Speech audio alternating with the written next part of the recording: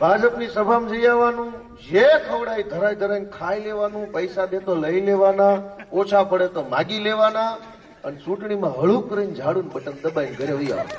કોઈ બીવડાવવાનું નથી, પોલીસ કઈ કહેવાનું નથી, પબ્લિક જોરથી ભારત માતા કી કરતા ગયા, ઝાડું દબાઈ લઈ લે. 17,500 મતે હું જીત્યો.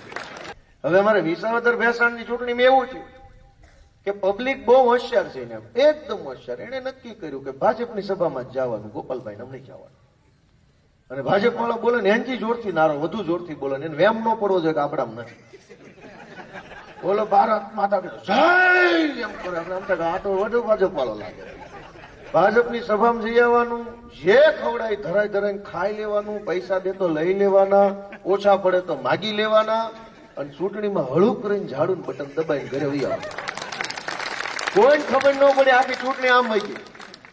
ભાજપ વાળાને એમ કે ગામો ગામ આપણે સભામાં હકડે ઠઠ માણસો થાય છે, ઓહો માણા. પબ્લિકે સમજી ગઈ છે કે આપણને કોઈ ધમકી હું કામ મારી જાય, એની જ સભામાં જઈને બેહવાનું, મત દેતી વખતે આપણે આપણી રીતે જોઈ લેવું.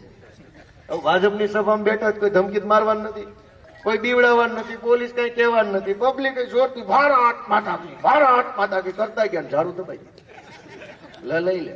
17,500 મતે હું જીત્યો.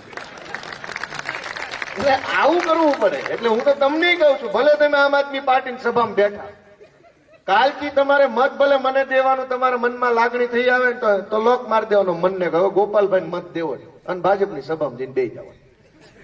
જોરથી ભારત માતા કી જય કરતું રહેવાનું, જે ખવડાવે એ ધરાઈને ખાઈ લેવાનું, 2 જણા લેતા જવાના હારે જમવા. એ ક્યાં એના બાપના પૈસાનું ખવડાવે, આપણું લૂંટીને તો લાવ્યા છે. અને પૈસા દે તો લઈ લેવાના, ધરાઈને લેવાના. ક્યાંય ઝપટમાં આવવાનું નહીં, હળું કરીને હાવણો દબાવવાનો. જો ગંદકી સાફ થઈ જાય ને મજા આવશે એવી ને એની વાત જાવ. જો વિસાવદરમાં ગંદકી સાફ થઈ, મજા આવી કે ન આવી? તો આખા ગુજરાતને મજા આવી.